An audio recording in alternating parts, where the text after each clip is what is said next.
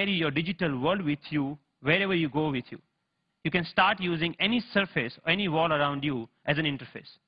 The camera is actually tracking all your gestures. Whatever you are doing with your hands, it's understanding that gesture. And actually, if you see, there are some color markers that in the beginning version we were using over there. You can start painting on any wall, that you stop by a wall and start painting on that wall. But we are not only tracking here one finger.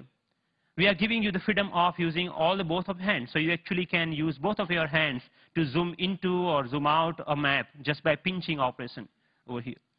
The camera is actually doing just getting all the images. It's doing the age recognition and also the color recognitions, and like so many small algorithms are going inside. So technically it's a little bit so complex, but it gives you an output which is more intuitive to use in some sense.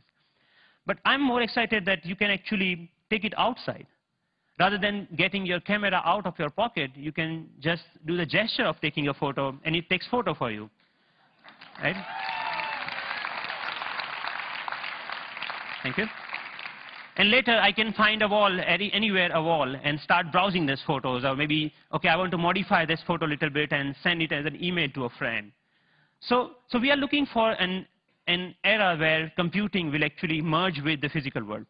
And of course, if you don't have any surface, you can start using your palm for simple operation. I'm here, I'm dialing a phone number just using my hand. Yep. The camera is actually not only understanding your hand movements, but interestingly is also able to understand what objects you are holding in your hand. What we are doing here is actually, for example, in this case, the book cover is matched with so many thousands of, or maybe millions of books online, and checking out which book it is. Once it has that information, it finds out more reviews about that, or maybe New York Times had a sound overview on that, so you can actually hear on a physical book as a review of a sound. Gave a famous talk at Harvard University. This was Obama's last visit last week to MIT. And in particular, I want to thank two outstanding MIT So I was seeing the live of his talk outside in just a newspaper. Your newspaper will show you live of your weather information rather than having updated like you have to check your computer in order to do that, right?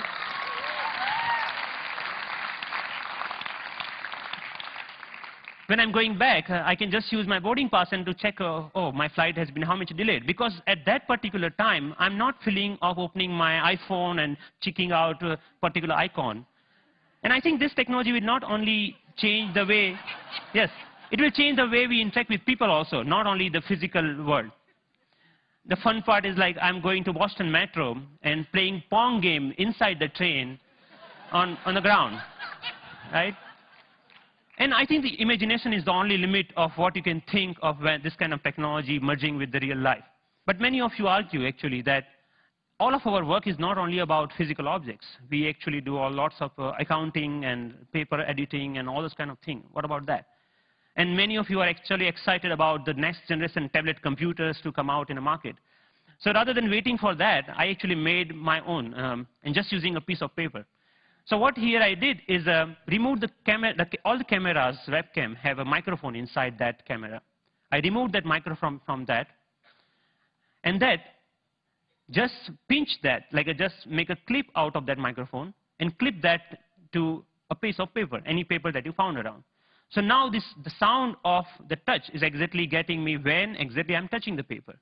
But the camera is actually tracking where my fingers are moving. You can, of course, watch movies. Good afternoon. My name is Russell, and I am a wilderness explorer in Tribe 54. And you can, of course, play games.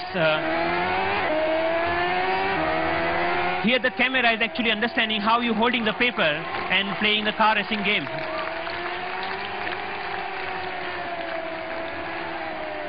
Many of you already must have thought, okay, you can browse. Yeah, of course you can browse to any website. So you can do all sort of computing on a piece of paper wherever you need it.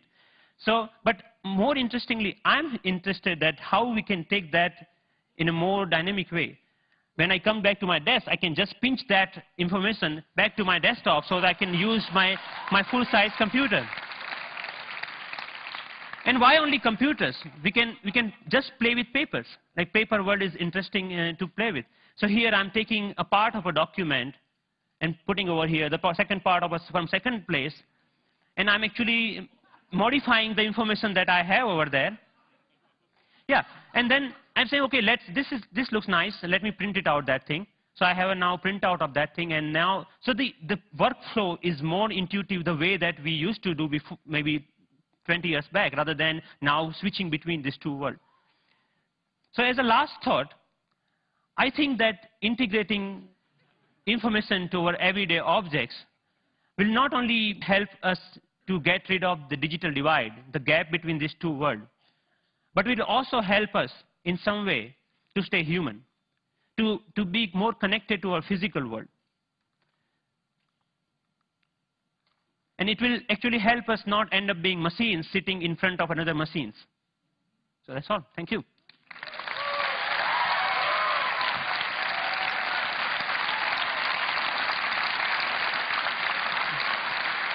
Thank you. Thank you. Thank you. Thank you. Thank you. So Pranav, first of all, I mean, you're a genius. This is incredible, really. Thanks a lot. What are you doing with this? Is there a company being planned, or is this research forever, or what? So there are lots of companies, actually sponsored companies of Media Lab, are interested in taking this ahead in a one or other way. The companies like mobile phone operators want to take this in a different way than the NGOs in India are thinking that why can we only have sixth sense? We should have a fifth sense for missing sense people who cannot speak. Maybe this technology can be used for them to speak out in a different way, but maybe speaker system.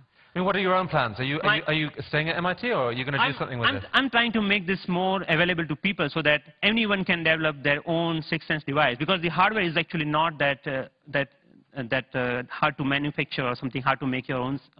And I will provide all the open source software for them, maybe starting next month. Yeah. So that. Open source? Wow. Yeah. Wow.